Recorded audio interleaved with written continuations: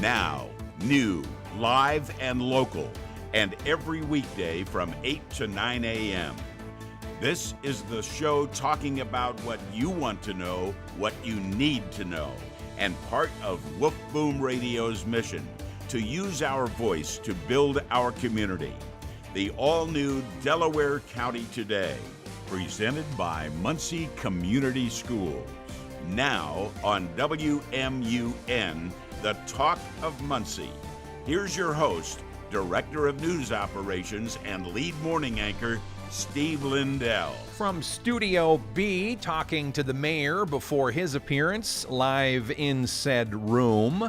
Just say Judd at 8:30 this morning with a mystery of a time capsule to talk about. Property tax talk and BSU baseball plans for today and tomorrow. They're on the road today. They're home at Shebeck tomorrow. We'll tell you more later in the hour. First, let's tell you about the weather. That always comes from the person that knows such weather things. He is WMUN meteorologist Paul Poteet. Good morning. It's Tuesday. It's warm again. We're going to be starting off around 70 and finishing up around 80. More clouds than what we saw yesterday, and also a return to scattered showers and thunderstorms. Two different batches, I think, today are possible. One in the late morning through early afternoon, and then one as we roll through the evening. That one's a little more iffy, but if it comes together, there's the possibility of severe weather. Really any time from this afternoon through Wednesday, any storm that gets going could produce some damaging wind gusts or large hail. The high is going to be warm again, up around 80. A low tonight of 68. Then tomorrow, the stuff will be more widespread. Mostly cloudy periods of showers and storms, and 79 on Wednesday. And Thursday, I think it's more of a shower thing, but there could be some thunder. High of 74. Still looks good on Friday. The high gets up to 80 degrees then, and it still looks stormy on Saturday. I'm afraid if you've got outdoor plans, rain looking likely, maybe some thunder in the 70s, partly sunny, and 50s on Sunday. There's your WMUN Muncie weather. Back to you, Steve. Thank you, Paul Poteet. Hourly updates, as always, here on WMUN and Woof Boom Radio. In Studio B, in the two-shot, this is the mayor of Muncie. He is Dan Ridenour, sitting here with a jacket and the open collar today. You've got so many different looks, Mr. Mayor, and now everybody gets to see them on the video. Aren't you proud? That is true. That is true. I don't know that, and this is for the first two events today. I wore the jacket for you, and then I have a meeting with Cradle to Career. Okay. Coming up next, and then I'll probably lose the jacket. Okay, because it is warm. Hold on, I'm pressing play on that little tiny button. Hold on, the people watching me on the video screen are thinking, why didn't he do this before he was on the air? Because I wanted, see if I put that, I'm gonna do it right now. Here, there you are. That's you getting ready to drink water. Yes. This is for the video feed only, replaying on Woof Boom Studio B on the YouTube channel. Is this the kitchen at City Hall? Is that where you are? That is. Okay. That is the kitchen on the third floor. We'll pull out half a glass of the water and look at you just drinking that down. Look at that. Good job by you. Well, thank you. You were doing that why? Explain to our listeners, would you? Well, we had received information from the Indiana American Water, which we shared their post. We shared word for word what we had received, but still there was an odor that some recognized. I don't have a great sense of smell, so I didn't notice that. Okay. And a kind of a more murky look than usual, but the water company indicated to us that it was 100% safe. It had all been tested, had gone through their treatment plant, and we remind everybody that Indiana American Water is a private company. We don't manage that treatment plant. We handle the other side of things, the sewage water, that we treat through the Muncie Sanitary District. But they had indicated that it was safe, that it did have a look that might cause some people to think, what's going on? And so I just wanted to indicate, based on what they told us and what they have further revealed, that it was safe to drink. So I don't want to make a joke out of what you just said, at least a little part of it, but when I think of the city of Muncie, I will think of sewage from now on. Please because, do not. Well, that's what you just said. We handle the other side of it. We handle the sewage. I know that's not what you meant. Mayor Dan Ridenour is with us live in Studio B on the campus of Wolf Boom Radio. This is WMUN's Delaware County Today. Everybody loves talking about the roads, especially when they are improving. What's the general prognosis and then the specificity about Tillotson as far as next steps? I know some cones have been seen up on that road again. Yeah, so the cones are actually for Indiana American Electric, Indiana Michigan Power. Yeah. So they are finishing up their work that is up by the stadium and around Northside Middle School, Ball State Stadium and around Northside Middle School. And we will not be beginning Tillotson because of state regulations. There are certain steps that have to be taken, and all of those have been taken, but we won't be starting that till probably late June or early July. And I think it'll be about 3 blocks at a time is what they'll do to try and minimize the challenges, because it's so heavily traveled and there are so many businesses along that front that it'll be 3 or 4 blocks at a time. Okay, very good. Dan Ridenour is the mayor of Muncie. We're on WMUN's Delaware County Today. Let's talk about the Muncie Mall, another hot topic in the immediate area. There have been plenty of announcements and decisions about what may and will be happening next. Can you give us an update as to where we stand right now? Yeah, so we've gone through this a couple of times, but it's, I think, important for people to understand that the interior of the mall, as it stands now, is not what's going to be there. The retailers did not want that. That is what the mall owners were hoping for. They were hoping to right-size it, but the retailers want to have visible focus to the roads. And so Buckle, for example, and several of the others have said they are not going to stay past June, and so it's going to be an exterior mall, be much more like Exit 210. So it'll be they will have several different pieces of retail that will be coming in. It's going to be a net gain for us. I know of 2 companies that are not here right now who are not going to wait for that mall area to be refurbished, and already have signed letters of intent on a couple other spots in town. So the current retailers are all running around looking for and negotiating on current retail space. So some of that vacant space that you might see will probably be filled with people that are currently inside the mall. We'll have a net gain. I know that there are 2 wholesale membership clubs that are asking for space, and so the mall owner, Hall Property Group, they are working with those 2 to determine which is the best for the city. That will become the anchor of that area. Buyers Market stays because they own that building. There's still some talk of a medical facility going into the Carson's building, so that building could stay, but the rest of the mall will be coming down in time. They're going to start with Penny's and Sears, and that is because those are the 2 locations. It's funny, one of the wholesale membership clubs wants to be where Sears is, across from Kohl's. Okay. The other wants to be on the south side where Penny's is, right on McGalliard. So they have different sizes, and Hall Property, they'll decide what's great, but the reality is that's a net gain for us. We do not have one of those operations now. And you can't predict the future, but one or the other would be plausible, but both would not be plausible. Both will not come. They don't do that as far as business strategy. I don't think, we've got 400,000 people in East Central Indiana, and that's what they're catering to. Okay. So that those 400,000 don't have to go to Indianapolis or Noblesville or Fort Wayne for a wholesale club. April 14th. We're live on WMUN. There was a practical joke played by our friend Ryan Kramer, a local realtor, ex-friend. Just kidding, Ryan. It was on April Fool's Day. I was standing next to the mayor when I saw that post, which was a blatant lie. I have blocked Mr. Kramer from all social media. No, I haven't. I'm just kidding. too. This is WMUN's Delaware County Today. People are talking about property taxes, and specifically as it relates to Muncie Mayor Dan Ridenour and City of Muncie, the coffers with respect to revenue. You're a numbers guy. Without going way over my head, simplify it as best you can and tell us where we think we're at today and for the very near future around Muncie. Well, so what the state is saying to us, and this is all part of Senate Bill 1, which was passed last year, took effect January 1st. It did reduce our receipts for property taxes in Muncie about $1.4 million. But we were able to manage that. I had saved some funds, and we did some other cost-cutting measures to make that work. But it will have another 1.1 or so, we think, this year.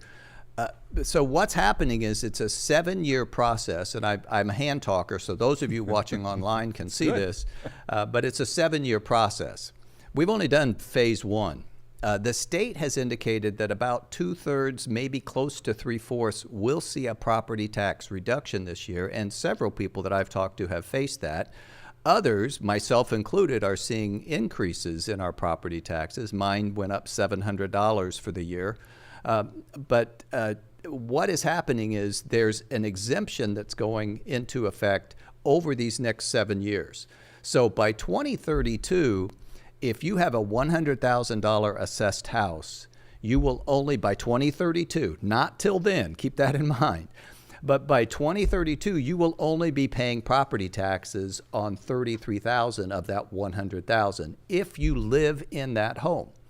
So that's what's happening. It's a gradual increase. It will capture more people next year. It will capture even more the following year and so forth. So it's a 7-year progression. Cities, counties, schools have to deal with that reduced revenue. The state, which approved this, has no property tax revenue, so it doesn't impact their budgets at all, but it impacts the locals. So I know there's conversation. We had a meeting last week with the legislators here locally, and they're intending to continue to look at the property taxes, but those are set by the county assessor who follows a formula given to them by the state. This is not the county assessor's fault, but those of us who had sizable increases, and I was one of those, that is a county thing. The city has no impact there. But it's all part of Senate Bill 1 and the state telling the assessor how to assess properties. Nancy and I were also one of those. Whoop, hello, way up. And by the way, I got to be honest with you, the hand motions, I think, absolutely helped you tell the story just now. For those watching on the video, you say you're a hand talker guy. I am a hand talker. I think it helps. Okay, I think it does. Now, Good.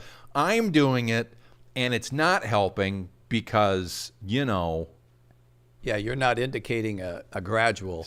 I need some training. Did you take a class for that, hand talking? Muncie Mayor Dan Ridenour, our guest on WMUN. Last item, July 3 and July 4. Let's have some fun and be patriotic, right, Mr. Mayor? That's right. We've got fireworks that'll be happening at 2 locations. One will be at Prairie Creek Reservoir, as usual, and that'll be a great show. And then the other one will be at downtown, right at Muncie Central. And so there's great viewpoints all around the downtown area. And we look forward to that. It brings thousands of people to both venues, and we view that as a wonderful thing. And considering what this year means to us, we're excited about it. Absolutely. Happy birthday, America. That's Thank you, right. Mr. Mayor. Anything That's we right. haven't touched on that you'd like to get out there today? No, I'll just talk about some of the other roads if I've got just a couple seconds. Sure, please. So I know that a couple of the larger things, we're doing Bethel, which is the northern part of Ball State University, so that will be occurring. We're also doing Oakwood. So what you're finding is we pay cash for everything. We've not borrowed to do this type of work. That's not our goal. Our goal is to pay what we have.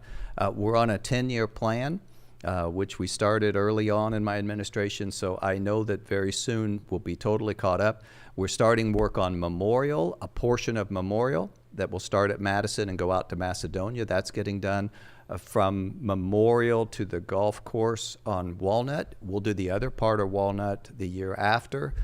Adams Street all the way through town, which will be great. So it'll start at Kilgore, go all the way through the Old West End, through downtown, and through the east side, all the way to Hackley. So little things like that where we're doing sections at a time, I think are important for people to understand. We can pay for those with cash, and that's the way we want to do it. I don't want to have the roads I would love to have the roads perfect, but I don't want to do it to where it costs my grandkids 20 years from now, they're paying for paving that we did in 2026. Right. That is not the best route, in my opinion. Muncie Mayor Dan Ridenour, as we continue with more in a moment. This is Delaware County Today on WMUN. DraftKings presents a message on responsible gaming. If you're gonna play the game, boy, you gotta learn to play it right. Whatever your wager, sometimes you got to know when to hold 'em. There are no locks or sure things, so know when to fold 'em. And if you feel like you're ready for a break, know when to walk away. Remember, it's more fun when it's for fun. When the dealing's done. Well said, man. Well said. At DraftKings, we believe it's more fun when it's for fun, and we want it to stay that way. We provide customers with helpful tools so they can set budgets, limits, and cool-off periods. And we encourage all customers to use these tools. So play responsibly. DraftKings, the crown is yours. Gambling problem? Call 1-800-GAMBLER. In New York, call 877-8-HOPE-NY or text HOPE-NY 467-369. In Connecticut, help is available for problem gambling. Call 888-789-7777 or visit ccpg.org. On behalf of Boot Hill Casino and Resort, Kansas, 21 plus, age and eligibility varies by jurisdiction. Hey, it's Jonas Knox, and did you know that most deodorants just cover up BO with fragrance? They don't stop body odor. Kind of gross if you think about it. Nobody's fixing the actual problem until Mando. Mando uses mandelic acid to neutralize odor-causing bacteria at the source before there's anything to mask. It's proven to block odor all day, controlling it up to 72 hours. Apply once and you're done. No reapplying midday, no backup plan. Apply Mando like your regular deodorant. The mandelic acid goes to work immediately, neutralizing bacteria at the source. That's it. Mando was founded by a doctor who was fed up with a stale billion-dollar industry that stopped innovating. This is what deodorant should have always been. Mando delivers strong performance, but it's still skin-safe and made with clean ingredients. Don't mask it, Mando it. And right now, new customers can get 20% off site-wide with code 2pros at shopmando.com. That's 20% off site-wide for first-time customers with code 2pros at shopmando.com.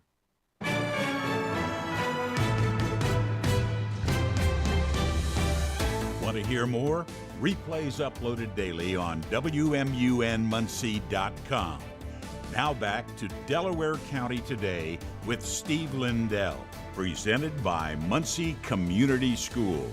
Looking at listeners on our screen of Alexa worldwide, I see Milton, Florida, Sacramento, California, and Redding, Greenwood, South Carolina, Plainfield, Indiana, somebody at the airport maybe, and Geist, right in the middle of the reservoir. Are you in your boat right now? Let's get on to our local news summary. These stories and more airing on all of our stations in East Central Indiana, and now for you on WMUN. Indiana's gas tax temporarily suspended by order of Governor Braun, and State Senator Scott Alexander told WMUN, if you feel that it's not lowering the price in accordance with the tax suspension, contact the Indiana AG office. We want to protect the consumers at the pump. That's the purpose in temporarily suspending the gas tax, is to protect the consumers.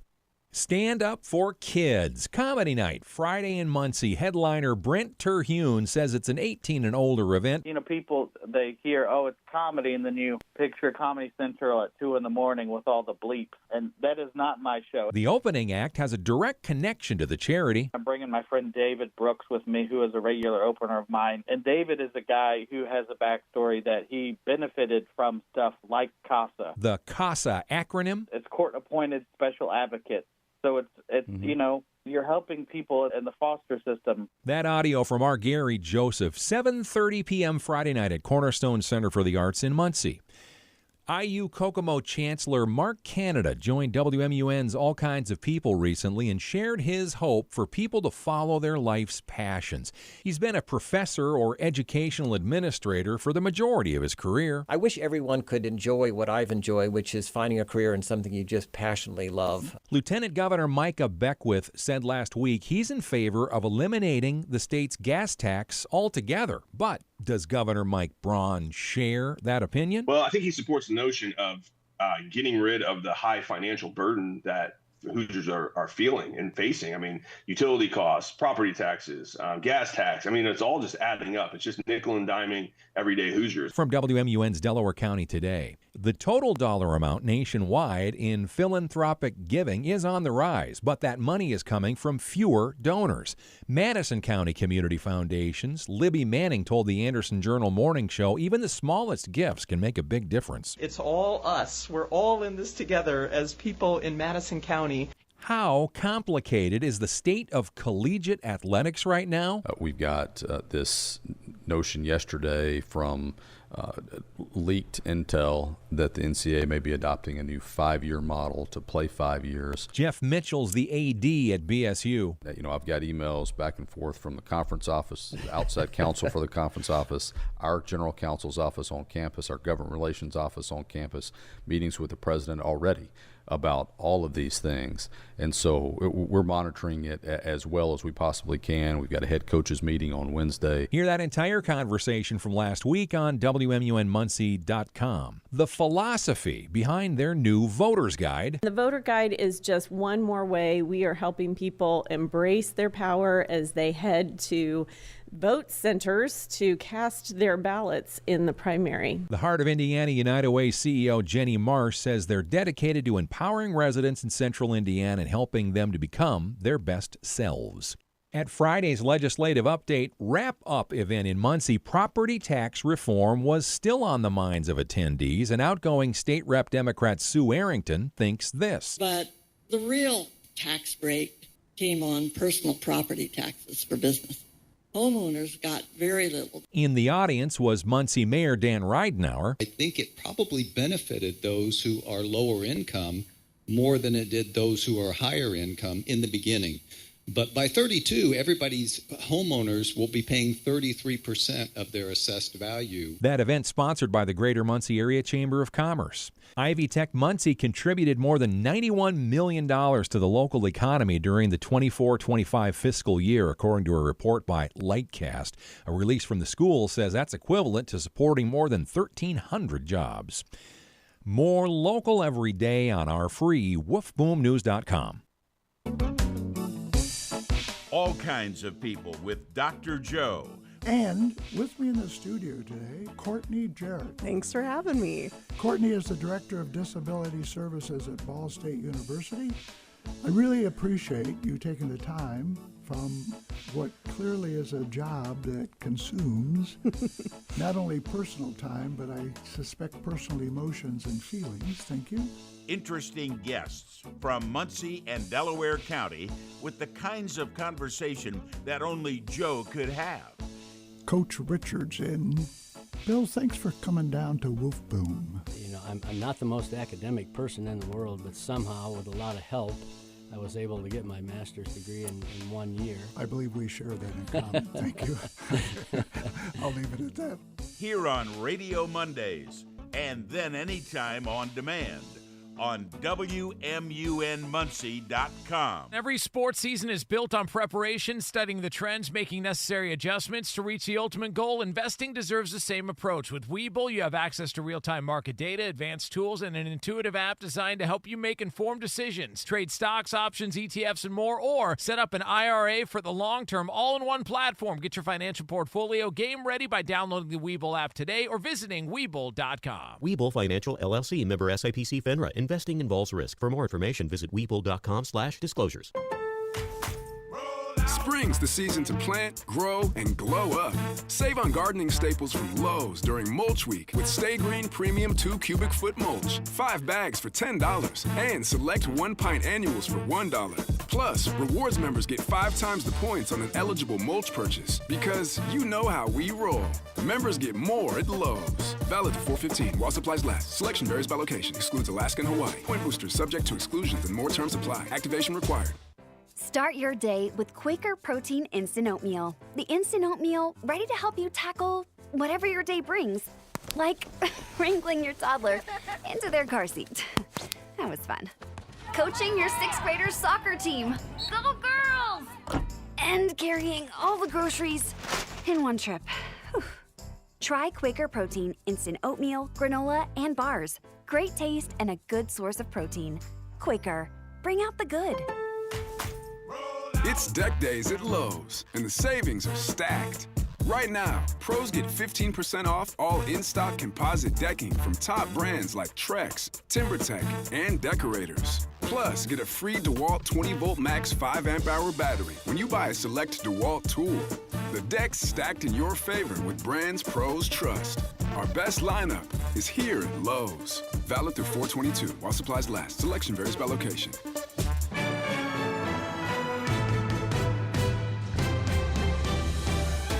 Live, weekdays from 8 to 9 a.m. with replays later. This is the Daily Delaware County Today with Steve Lindell. Thank you, Tom Campbell, the voice of WMUN, who is likely listening at his humble abode. He texted me yesterday and said, not every day, but I am today. Well, that was yesterday. Now we're in the 2 shot, and this is Judd Fisher. He is the leader of the Ball Brothers Foundation. We have the good fortune of connecting with him and catching up from time to time. You've just been traveling. You've been doing things. You've been meeting with the foundation. Do you ever have a dull and boring week, ever, Judd Fisher? No, I don't. It's always pretty exciting, Steve. It's exciting. Thanks for having me here this morning. Absolutely. Let's start with this in no particular order. Kind of 3 main topics for today.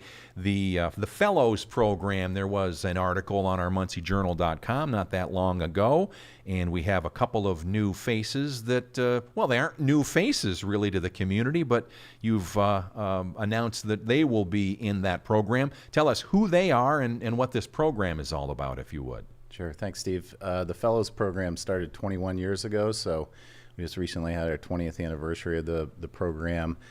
We have 2 nonprofit leaders every year that come in, and we do a program that's really a 2-way process. It's not anything that we kind of control. It's a 2-way dialogue to learn a lot more about the nonprofits that these folks are running. So it helps us as a foundation understanding what they're going through in their daily work life, and then we get to talk about the foundation and try to make it easier for them to talk to people that are funders at different organizations where they're looking for their fundraising and everything. We have Ken Hudson from Whiteley Community Council, and he's championing, of course, the Centennial Avenue Resource Hub. Mm-hmm. And then Jenna Ashby is with Nonprofit Support Network, and she is a Nonprofit Support Network is a hub for all the resources for nonprofits in the community, whether it's talking about financials, helping with some fundraising things, some leadership programming, stuff like that. So those 2 have been great. We have a 3rd person that joined this year, Lindsay Cox. Okay. She's from our fellow foundation, partner foundation, George and Francis Ball Foundation, and she is a new program officer there, so we just asked her to sit in on that. So we've got 3 people actually in the program this year, so it's pretty exciting. I understand there's a monetary component too for those not-for-profits as well within that. So the 2 organizations will get $15,000 apiece, a grant from Ball Brothers Foundation for that much to help out with pretty much anything they need for operations or programming or facilities or whatever. One more note on the Fellows Program. It says here in the notes it's about listening. Can you explain what that is? Sure, and that's what I was alluding to earlier. We like to try and find out what the nonprofits in the community are dealing with on a daily basis. So we want to be there to mostly listen to them and learn from them about the world of our communities, nonprofits, so we can understand how to make better decisions when we're deploying dollars into the community. WMUN's Delaware County Today. We're in Studio B with the Big B, the Ball Foundation. That's a big B. Judd Fisher is our guest. I'm Steve Lindell. I'm a space nerd. I was really into last week watching for updates with Artemis 2 and everything they were doing. The splashdown was a thing that Nancy and we gathered around our television to watch that happen. Very exciting. And there is a component that you've shared about before, but I'd like you to give us an update. This Taylor, well, you tell us. You're better at this than me. Sure. It's Near Space Education is a nonprofit out of Upland. And they are working with 6 schools in Delaware County to do high-altitude balloon launches. And so they recently did one at Burris with middle schoolers, and they got to launch the balloon 8 foot in diameter. It goes up into the top 1% of the atmosphere, and they put different diagnostic tools on it, and the students get to be part of that. And then they track the balloon as it goes and then comes back down. And I think they recovered this one in Ohio. But they did that just recently, and so that's really neat, and that's going to be happening at some of their schools in the community. What kind of learning are those kids getting, in your estimation? Put that in words. This is not something you can learn the same by reading a book with how this methodology plays out. Yeah, it's obviously in the aerospace and space realm. It's a STEM learning program, and so they're getting to do real world things that are going to let them kind of to see what the other types of things they can do in life are. And so I think it's an experiential thing that's just wonderful. And, it's a lot of fun to launch balloons. Yeah. So that was pretty neat, and to be able to put up the instruments on it and kind of see what they detected in the upper atmosphere. I mean, that's just an incredible experience, I think, for those kids. Judd Fisher's our guest on WMUN's Delaware County Today. Steve Lindell here live in Studio B. Just the other day, I was in the Fisher building, which has been repurposed in large ways to benefit Ivy Tech and to benefit people. We wanted to talk about that as a subject piece this morning. Sure. There's, obviously Ball Brothers Foundation has the history of the Ball family involved, and Ball Corporation was here. They opened their headquarters downtown in 1976. I think it was April 22nd, 1976. And so we just recently had a board meeting there and got to talk about the history of the building itself. It went from Ball Corporation. My grandparents actually bought it when the corporation moved to Colorado, and then they bequested it. They gave it as a gift, and they passed to Ivy Tech. So Ivy Tech has it, and about 1,500 students and faculty are downtown now in that building and in the George and Francis Ball Foundation building. So a lot of activity around Ivy Tech for that. But we wanted to just put some information out there, and obviously we have some connection, and we're excited to be able to talk to our board about that and have them in the building for our board meeting. And then we're putting some things out in the social media realm to talk about the building itself and what Ivy Tech is doing there now with education. So they have repurposed that building in probably the single best way that I could think. And again, just in there the other day to see how modern it is, useful it is, how many smiles there are. You can't walk past Chesterfields and not get a good sniff, so that's always good because they're always cooking up something delicious as well with the culinary school and all the other things they do there. Anything else you wanted to talk about before we go? How about the next phase of the foundation and the whole monetary part of the good that the Ball Brothers Foundation does in our community? Sure. At the staff level right now, we're going through our second phase of reading through grants. We'll be finishing that up this week and then pushing those out to our grants committee, and then we'll be deciding on those grants May 14th in a board meeting we'll have here. And can I put in a plug for Ivy Tech? Absolutely. You have please. to get the exact time and everything, but they have their shark and gator cook next week, I think. I want to say it's Tuesday, and I want to say that I'm going to be there. I'm going to try and be there too, so I'm excited. Will the chancellor be eating the eyeballs? No, you'll have to ask the Jeff answer is actually yes, and he told me when I saw him on Friday at the Fisher Building, this is the chancellor of the Ivy Tech region that we're sitting in right now. he traditionally eats the eyeballs, which I understand are a delicacy, so it's not that outlandish. It might sound that way. Of the smoked alligator and/or I believe they're having shark this year. Have you heard the total menu, Mr. Fisher? I just heard Shark and Gator Day, so. And I don't, the delicacy part of the eyeballs and stuff, that doesn't excite me much. We'll leave that to the chancellor? Yes. All right, very good, very good. Always good to see you, Judd. Thanks for the great work you're doing for our community. We appreciate you wholeheartedly. Thanks, Steve. Thanks for having me on. Absolutely. Judd Fisher, our guest, as we continue with more to come through the hour on WMUN. This is Inside Indiana Business Radio. I'm Gary Dick. Indiana Governor Mike Braun will join local officials and executives from Hangzhou America today to break ground on the company's manufacturing facility in Huntington. It will be Hangzhou's first U.S.-based manufacturing operation and will produce energy storage system components for customers including Samsung SDI and Stellantis. The plant is expected to open next year with 330 employees. Since launching December 30th, electronic pull tab machines, or ETABs, have recorded more than $75.5 million in coin-in. That according to the Indiana Gaming Commission at VFW Post 1114 in Evansville. Commander Jerry Blake says the machines are bringing in about $2,500 per week. It may not sound like a lot of money to some people, but to a small post like us, it means a lot. Columbus, Ohio-based American Electric Power has announced Mary Ann Brown as the new president and chief operating officer for its Fort Wayne-based subsidiary, Indiana Michigan Power. You're listening to Inside Indiana Business Radio. Indiana University is shaping the future of healthcare with Hoosiers in mind. Advancing discoveries that become treatments for Alzheimer's, obesity, cancer, and rare diseases, and training the providers trusted to deliver them. From the lab to your local clinic, IU powers medical breakthroughs and the talent behind them. Discover how IU is solving what's next at iu.edu/impact. Indiana, start your engines. Join us from the Indianapolis Motor Speedway for our Emmy Award-winning Business at the Brickyard, presented by LiUNA. All month long, we'll bring you exclusive interviews, features, and a behind-the-scenes look at how the business of motorsports and racing drive the Indiana economy. Business at the Brickyard. It's front row access you won't want to miss.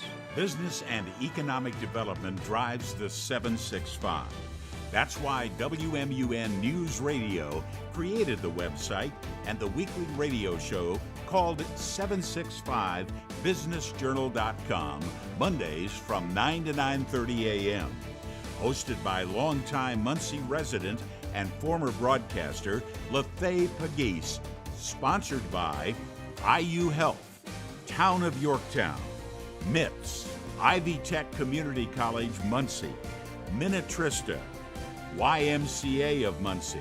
If you have tips or questions about business and economic development, email WMUN@wolfboom.com. That's WMUN@wolfboom.com.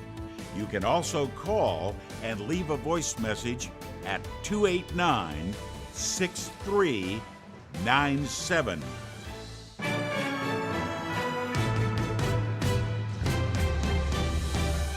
Listen to Delaware County Today on Alexa. Just enable the skill, then say, Alexa, play WMUN. Now back to Steve Lindell.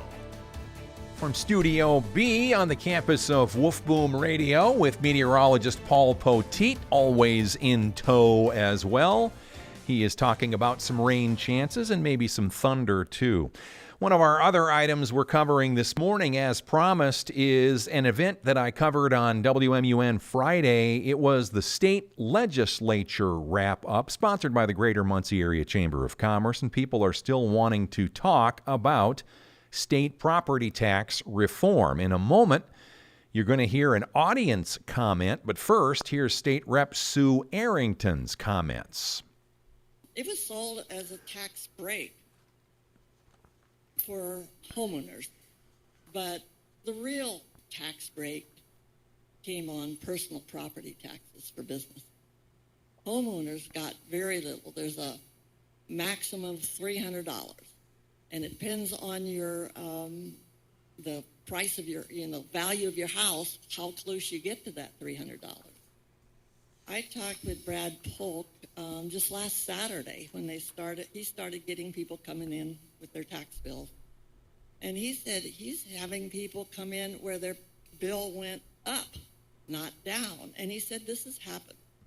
Treasurers all over the state are finding the same situation. So obviously what was done on SEA 1 wasn't what needed to be done. So I think next year, which is a budget year, will be an important year to take another look at property taxes and other ways of raising funds for the state, and see what we can do. I keep hearing that, maybe what we need to do, the reason they went up was because of the spike in housing prices right after COVID. And so we're at the top of that spike. What can we do to level off that type of up and down that's happening now with the situation we got? Maybe we need to look at the assessment end of the thing rather than just trying to think, how can we lower those taxes? That's State Rep Sue Arrington from Friday. So I'm going to address some Mayor of them. Ridenhour now in the audience. That I'm not a big fan of SEA 1. But I will say that I went and looked at a couple neighborhoods, and most of their taxes went down, and it all depends on by 32, everybody will see the savings. It's a gradual reduction in the assessed values. And so those who have lower priced homes, I was in a meeting yesterday with somebody, a group of people, but one of them indicated, and you would know her, lives south of Memorial, but very close to Memorial, and her taxes dropped to just $100 a year. And she says, how in the world am I helping fund? She's a homeowner, business owner. She says, how can I possibly be helping to fund the city? I said, well, you're not, but the way that works, that amount that is reduced gradually increases, which means you pay less taxes as it goes on. So I have found many, many, many people, especially lower income people, have seen their taxes go down. Those who are not in that category, I have a $700 increase. So I think it's to what I believe your beliefs are, and I could be wrong, but I think it probably benefited those who are lower income more than it did those who are higher income in the beginning. But by 32, everybody's homeowners will be paying 33% of their assessed value is all they will be taxed on. But that's not till 2032. Everybody will be happy in 32, except for cities and schools. But and counties, yes, government. There has to be some way for us to continue the services, but it's gradual. It's sizable, but it's gradual. But I know many people who have faced property tax reductions. The ones who are going to complain are not those people. So Brad Polk's obviously not talking to them because they're happy. My taxes went down to $100, and she was frustrated with that because she understands the system. So I'm just making a statement. This is not really a comment, but it did highly benefit those who are on the lower priced home areas. Muncie Mayor Dan Ridenhour from the Friday event there at the Fisher Building for the Greater Muncie Area Chamber of Commerce, a legislative summary wrap-up. He was in the audience talking about that point of view there. Tomorrow, we will share some more audio from that event. An audience question about who's counted in the census. You might be interested to hear the answers and the questions as well.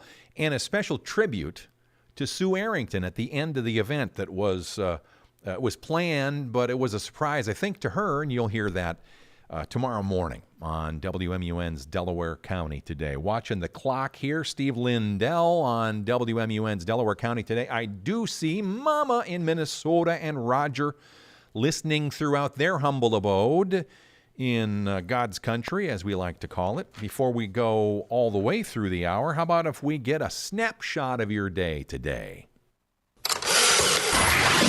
It's April 14th, and this is your Fox Daily Snapshot. Today is National Ex-Spouse Day, and that's all we have to say about that. Also on this day, a 13-year-long task is completed in 2003. The Human Genome Project, the mapping of genes of the human genome, which started in 1990. Breaking it down, we essentially created a genetic blueprint for humans. It was a deadly day in Bangladesh in 1986.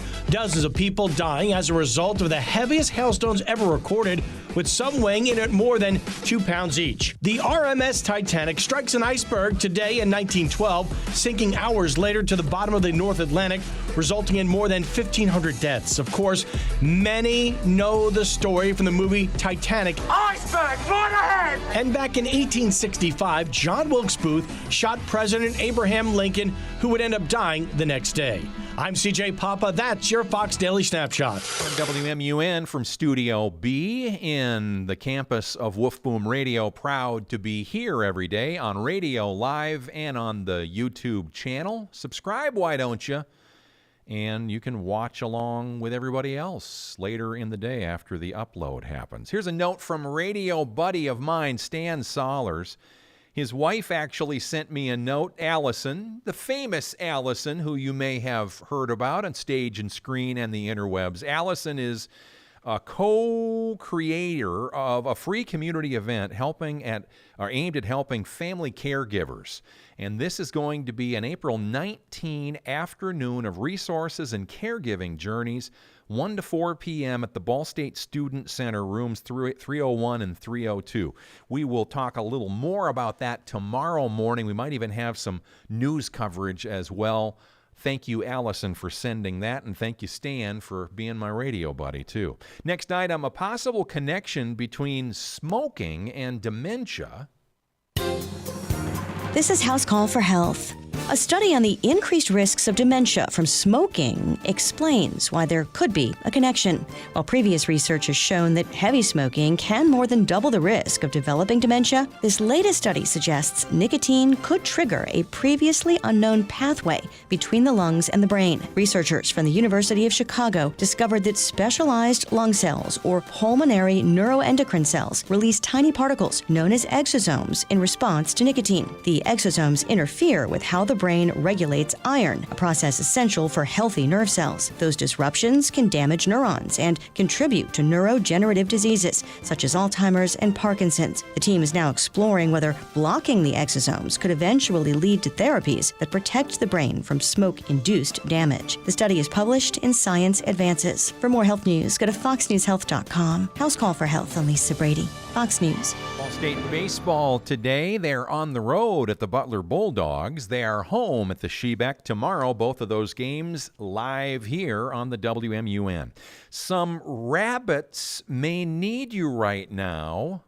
Take a pause. After Easter is usually a time when some people who got rabbits for the holiday are bunny dumping. People may release rabbits outdoors or surrender them to rescues, but rescues get packed and domestic rabbits can't survive in the wild, so maybe you can adopt one or two? You honestly just can't help smiling when you see a bunny hopping around. Heather Keister of the Avalon Micro Sanctuary in Portland, Oregon says they're great pets, but adopters need to know. They have as much personality as your dog or your cat, and they also have needs that are different from but very similar to the level of care a dog would need. They've got to have some time to adjust to a new home and a new human, and that human has to make a commitment. If you think that you want to bring a bunny into your home, consider whether or not you're willing to be the bunny's main caregiver for their lifetime, which can be about 10 years. Hop on over to rabbit.org for lots of information. Take pause. Jill Nato, Fox News. And going quickly from the 2021 archives.